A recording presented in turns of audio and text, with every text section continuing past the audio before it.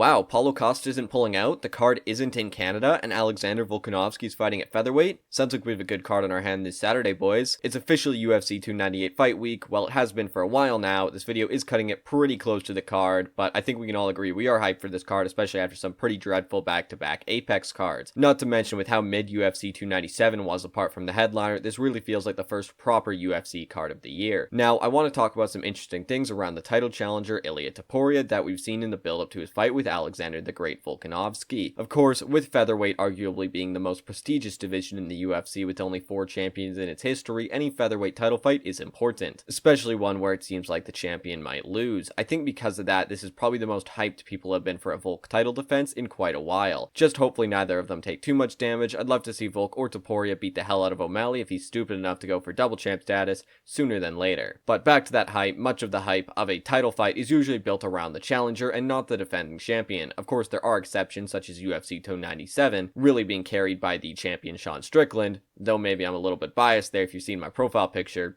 being literally Sean Strickland, but it's still definitely a general rule. Ilia Topuria clearly knows that, and he's been talking his trash in the build-up to this fight. He's probably the most confident title challenger we've seen in a long time. In fact, he's already producing a documentary about himself called Road to the Belt, and put himself as the UFC featherweight champion in his social media bio before he's even fought the champion. Now, normally guys are confident. They believe that they are going to win. You pretty much have to be somewhat confident to be a fighter, but it's rare you see something at this level. Not to mention you have tweets like this where he's talking his trash. And again, it's not often you see a fighter getting this confident, since you need to combine that with trash talk to get as much hype as possible. Colby Covington has a fun persona and talks trash, but he isn't confident in the same way Ilia Topuria is. He kind of stutters his lines, and everyone knows it's a character.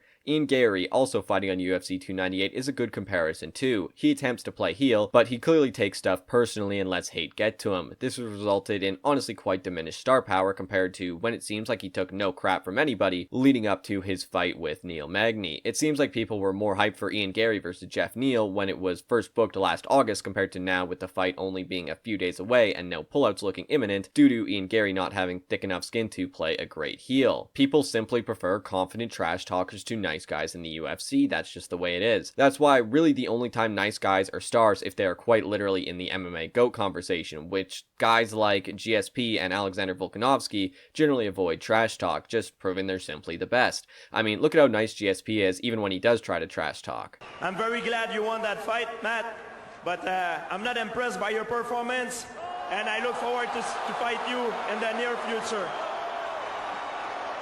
In comparison, a fighter like Chael Sonnen was able to be one of the biggest stars in the sport at the time, despite never being champion, through having some of the best mic skills of all time in any profession, being probably the most confident, charismatic person to have ever lived. Or a more modern example is Sean Strickland, who did become a champ, but today is probably actually even more famous than when he was a champion, having his name consistently heard beyond MMA circles. If Ilia was simply paying his respects to Volk and answering all the usual media questions in the same way, this fight would be nowhere near as hyped. Most people do just that though. That's why most title challengers eventually aren't too notable. Not that you can blame people for doing that. Again, not everyone is going to be some super confident mega Chad who is able to just trash talk and laugh at everything that everyone say and play all these psychological warfare games, but at the same time, it does help a lot if you do know how to do that. Since of course, Chael Sonnen, despite never being a champ, is still well known in the MMA community. Most of Anderson Silva's other title challengers are pretty unknown today in comparison. Why is that? Because Chael hyped up their fights, obviously. Topuria obviously knows this. He's trying to build himself as a star, which so far has been working out. He already has more Instagram followers than the defending champ Alexander Volkanovski. And of course, the other big reason a lot of people don't want to trash talk is because it can horribly backfire and leave your performance as an embarrassment, making you lose all of your credibility. A good example of this was Colby Covington at UFC 296. He had me and everyone else hyped for this fight just to do absolutely nothing and look terrible. I'm sure you guys all remember that press conference. That press conference was probably one of the best ones of the year.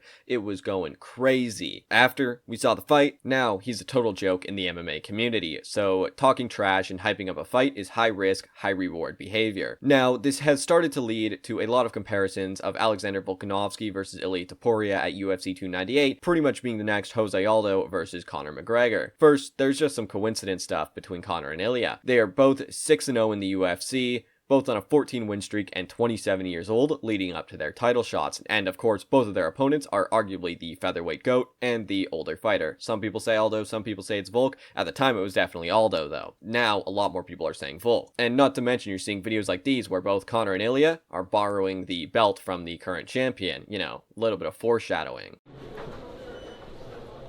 May as well make the most of it, eh? Fight week. Yeah. You may as well wear it now. Wear it now. I'm going to take a couple of pictures. Yeah, take pictures now because you won't have it after. So. Yeah. I'm going to have it after now. How are you? Good? Yeah, How do you feel? Good? Good. You really? No? Bro, how do you see me? Sharp? Yeah, same. The man. Oh, it's not mine? Thanks so much. He might get mad. He might get mad. Where is he at? What's he gonna do? Take a picture here. It's your fault. I didn't do anything. Yeah, it's there. I'm gonna go stand somewhere else.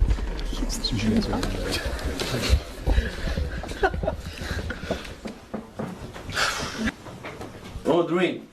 Your dream. You like it? Yeah, no dream. It looks good, right? No, never. Say goodbye. Never. All in all, I definitely see the comparisons. Again, that's why the trash talk is so genius. It's what Conor did. It's how you make yourself a star in the UFC. Being a confident heel is the gamble one must take to get to the next level in the UFC. Again, Conor did just that. Now, Ilia is attempting to do the same. He's following that exact blueprint. Again, you can see Garry tried to follow that blueprint. He pretty much uses Conor's lines word for word, but the issue is he's simply not confident enough. Ilia seems like he's more than confident enough. But comment down below, do you see the similar comparisons between Ilia and Conor, or am I just grabbing at straws here? Though, where I would pump the brakes is if Ilia will actually be as successful as Conor. A, simply not speaking English, yeah, obviously, probably not. We're probably never going to see someone as big as Conor again in the UFC. But what I mean is, will he actually become champ? Honestly, I think part of the reason Ilia had to build this persona around himself is his record really isn't that great. Leading up to his fight with Jose Aldo, Conor McGregor had wins over the likes of Max Holloway, Dustin Poirier, and Chad Mendes. In comparisons, Ilia's only notable wins are over Bryce Mitchell and Josh Emmett. Yeah, it's pretty obvious who had the better win streak. Now, of course, I get this wasn't prime Max Holloway or Dustin Poirier by any means, but they were definitely some very well-aged wins nonetheless. Bryce Mitchell, I don't see getting to either Holloway or Poirier's level, and Josh Emmett is nowhere near those levels, and probably doesn't really have enough time to get close either. I don't think we're suddenly going to see Josh Emmett go on a late career title run and get 16 title defenses or something like that, okay? This does make me question all the people picking Ilia. Maybe they're just getting caught in the hype, or maybe they're just thinking, oh, Volk's chin, it's not going to be the same after that head kick. I think when you do look at just their skills, there is a lot more of a gap there. You know, I think Alexander Volkanovski, assuming his chin isn't permanently cracked, will still get his hand raised. I think he is simply far more skilled than Ilia Topuria. Not to mention, Volk is clearly handling the trash talk a lot better than Jose Aldo did. Volk isn't going to be emotional and get caught early like Aldo did. But if I'm wrong and that hype does turn out to be true and Volk gets cracked in 13 seconds, well, Ilia will probably be one of the biggest stars in the UFC with his genius trash talk.